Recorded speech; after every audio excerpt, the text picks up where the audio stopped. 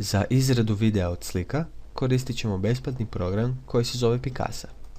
Picasso smo već koristili u tutorialu kako ukloniti crvene oči sa fotografija, čiji se link upravo pojavio na vašem ekranu. Za lakše snalaženje, sve fotografije od kojih želimo napraviti video stavili smo u jedan zaseban folder. Pokrenite Picasso i pronađite folder u kojem su vaše fotografije.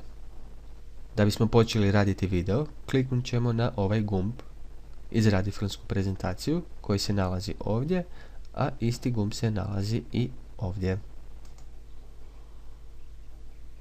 Odmah na početku Picasa nam nudi ovaj slajd sa tekstom. Naravno, ako ne želimo taj slajd, možemo ga ukloniti. Kliknite desnu tipku miša na njega i odaberite ukloni. A ako želite više takvih slajdova sa tekstom, kliknite umetni slajd sa tekstom. Ovaj tekst možemo i uređivati. Kliknite na Tab Slide i vidjet ćete sljedeće opcije. Font, gdje biramo naravno različiti font našeg teksta. Veličina, dakle biramo veličinu našeg teksta. Stil, boja teksta i boja pozadine. Pod opcijom predložak biramo gdje će se naš tekst nalaziti. Također tekst možemo dodavati i svakoj slici.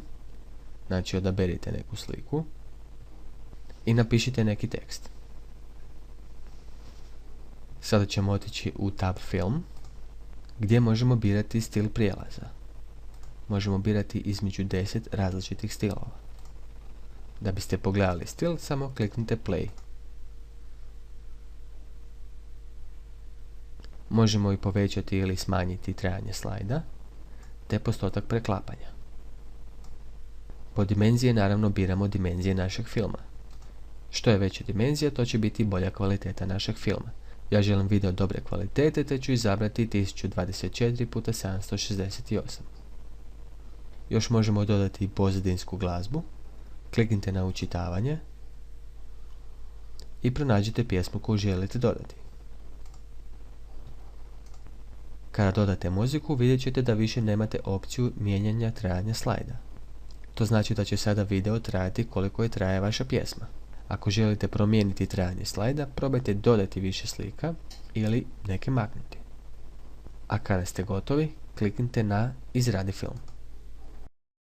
Evo, video je gotov, on se nalazi u vašim slikama, folder Picasa, filmovi i evo tu je vaš video. On se nalazi u WMA formatu.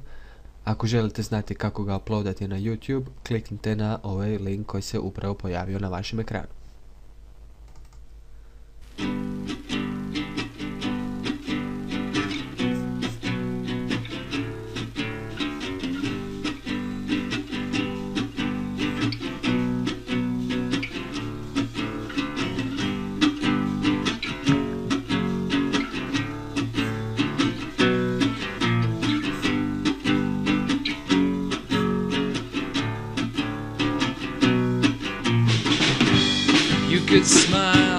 You could smile